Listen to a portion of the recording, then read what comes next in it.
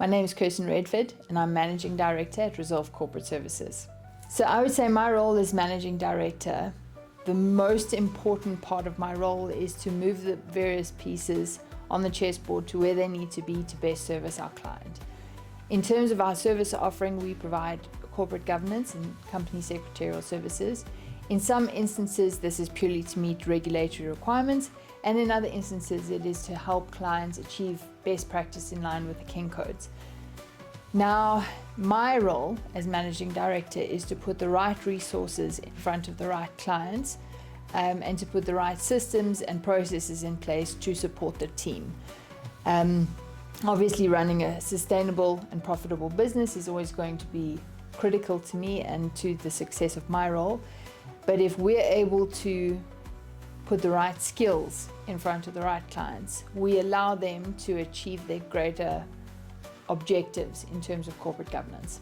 So governance in and of itself, the other greatest misconception about it is some kind of elusive, fluffy, and ultimately desirable but not necessarily practical or realistic achievement to encompass at a board level.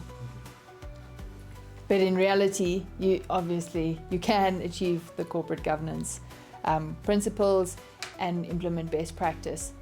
If you couldn't do that, we wouldn't be in business.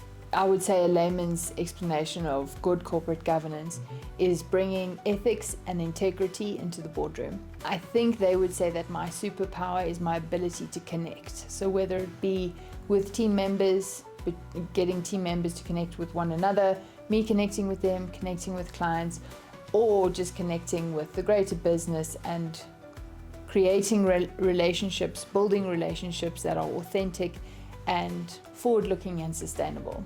I think if I were to brag about something, it would be the success of our team.